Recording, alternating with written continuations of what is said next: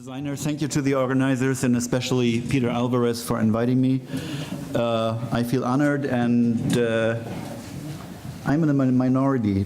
Who in the room is from healthcare providers, hospitals, organizations?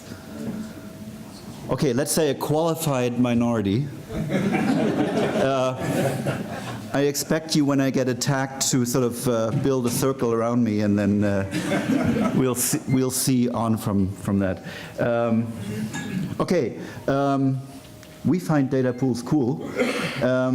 What for do we need materially master data, product master data? I still don't know which of those words I should use.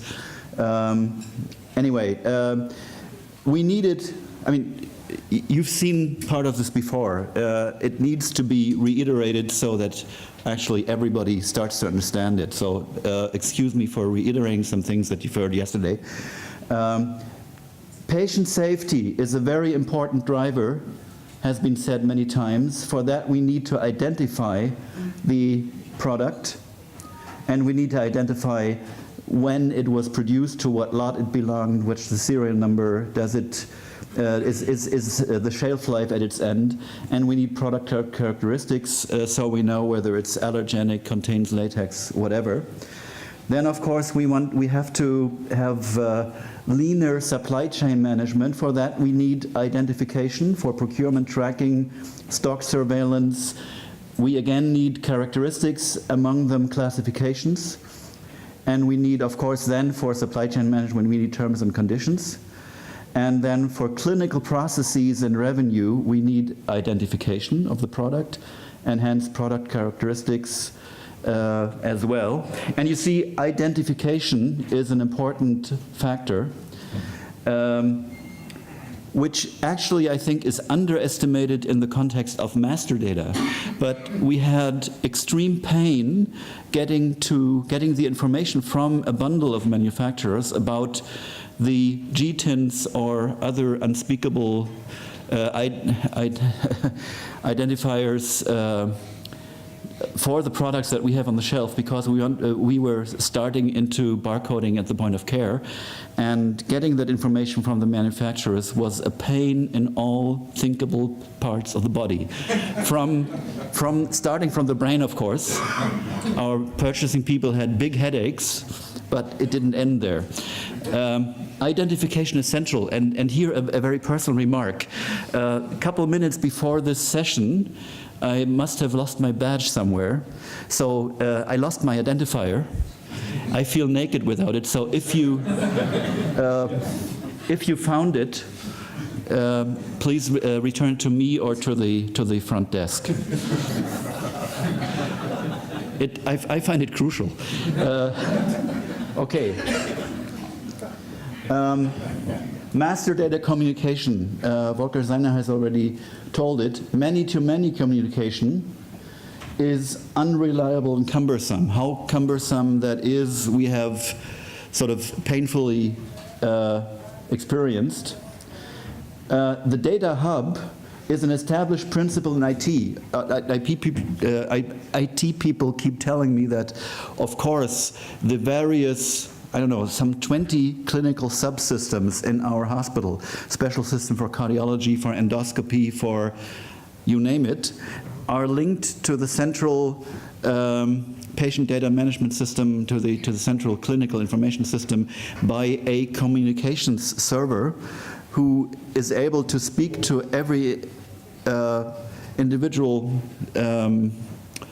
subsystem, but then the main system only needs to speak to the communication server. So for IT people, this is totally logical. It's their daily work. And of course, for master data exchange, it's a very good principle. Everybody has only one direct counterpart. Regular updates is really important, can be easily managed. Added value services can be incorporated. Quality assurance, very big issue. It has to be discussed whether companies themselves are well able to assure data quality. Probably people, very structured people like Braun can do it. Other companies, of course J&J can do it, I know that, but had to be said. but maybe not everybody can, and there may be a point when customers like we demand a certificate by some third party that data quality actually is good. So be prepared for that. And coming back to processes, what do we need master data for? Good process, I told that before, is to have all these components at the right place at the right time. If the doctor is there but the patient isn't there, you can't operate on him. Vice versa, if the patient is there but the doctor isn't there, I mean, you can try to start, but it doesn't make sense.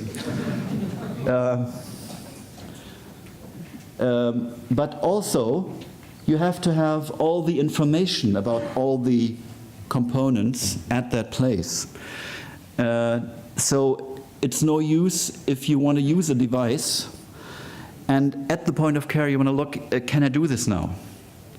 And you don't have access to like the product data sheet or something like that, or information about the patient, like you ordered a lab test the day before and the result isn't there, and you have to ask yourself, can I do the operation anyway, or do I bring my patient into jeopardy? So we need the information, and of course also the information about the devices. And this is sort of a look into the future. That's what healthcare providers would really like. They would like a sort of complete information at the fingertips at wherever they are and wherever the patient is. Would be nice. It's going to be long we're there, but wishful thinking, of course, but that is the way it should go. And for that, maybe the data pool provider should take the perspective of the customer a little bit more into consideration. And I just learned that the pools actually are technically able to have sections where groups of customers can store data and look at them jointly with those other components that come from the manufacturer.